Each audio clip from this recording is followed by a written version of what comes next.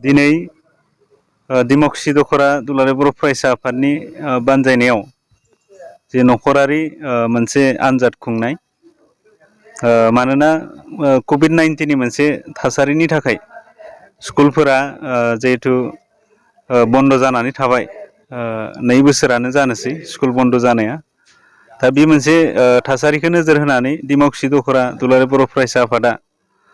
फरायसुला फरायसुलिफोरनि इयुननि मोजांखौ हास्थायनानै बिथांमोना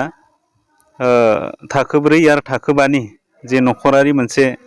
आनजाद खुंनाय बे हाबाफारिखौ दिनै बिथांमोना लादों।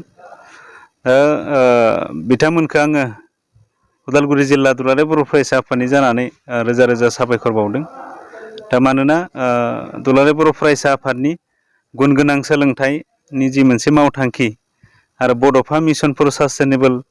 सेन्सनि मावथांखिनि हाबाफारि बायदियै दिमाकुसि दखरा एबसुआ दिनै मोनसे बाख्नायथाव मोनसे हाबाफारि लादों आरो फोरमायनाय बायदिब्ला गुदि फरायसालिनिफ्राय गेजेर फरायसालि आरो गोजौ फरायसालिसिम बिथांमोना आनजादखौ लानो थाखाय बिथांमोना दायो थि खालामदों। दिनै बेखौनो आङो बुंनो सानदों दिनैनि बे रादाबनि गेजेरजों जे जायफोर फरायसुला फरायसुलिफोरखौ बिथांमोना दिनै आनजाद लाबाय बिथांमोननि जाहाथे थांखि नोजोरा जाफुंथों आरो दिनैनि जे हाबाफारि लानाय जागायजेननायनिफ्राय जोबजासिम जाहाथे मोजाङै जालाङो बेखौनो आङो आसा थाबाय आरो जोबनायाव खेबसेबाव दिमाकुसि दखरा एबसुनि आफादगिरि गाहाय नेहाथारि सोलोंथाइ नेहाथारि आरो साफ्रोमबो बिबानगिरि बिथांमोनखौ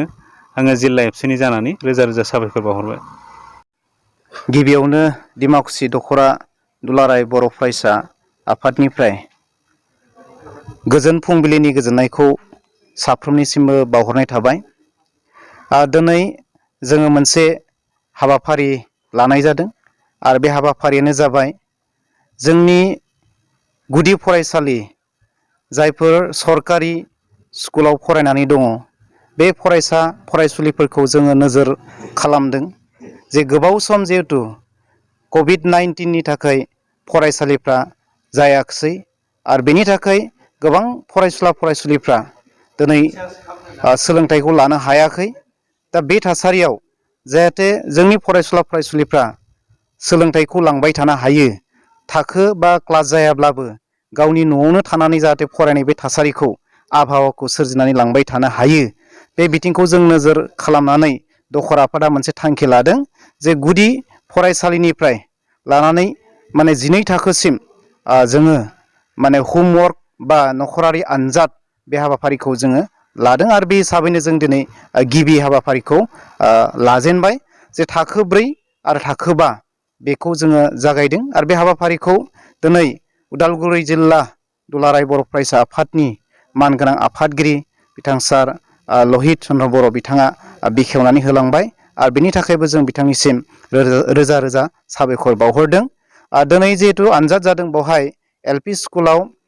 थाखो 4आव गासै 113 आरो थाखो 5आव 115 गासै 228 फरायसुला फरायसुलिफोरखौ जोङो आनजाद लानाय जादों आरो जोंनि इउनिट जिहेतु दिमाकुसि आनसलिकनि इउनिटफ्रा गावबा गाव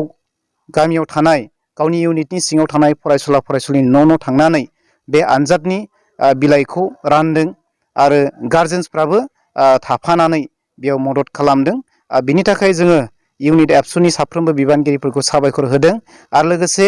गामिनि जायफोर गार्जेन्सफोर बिथांमोना जोंखौ हेफाजाब खालामदों जों बिथांमोनखौबो साबायखर होदों।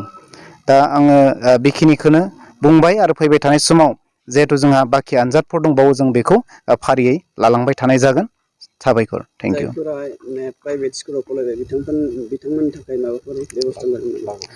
जोङो बिनि थाखायबो निस्सय लागोन खारन जोंहा बिनि थांखि लाखानाय दङ।